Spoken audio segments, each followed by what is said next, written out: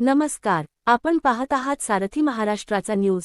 जत तालुक्यातील market yard परिसरात सुरू असलेल्या लिंगायत समाजाच्या उपोषणात आंदोलनाला स्थानिक व्यापाऱ्यांनी जाहीर पाठिंबा दिला आहे। या संदर्भात मार्केट यार्ड व्यापारी संघटनेच्या वतीने प्रशासनाला लेखी निवेदन सादर करण्यात आले आहे। सदर निवेदनात नमूद करण्यात आले आहे की लिंगायत समाजाच्या प्रलंबित मागण्यांसाठी हे आंदोलन सुरू असून त्या मागण्या रास्त व न्याय आहेत। समाजाच्या हक्कासाठी सुरू असलेल्या या उपोषणाला व्यापारी वर्गाचा पूर्ण पाठिंबा असून शासनाने व संबंधित विभागांनी या मागण्यांची तात्काळ दखल घेऊन योग्य तो निर्णय द्यावा अशी मागणी करण्यात आली आहे।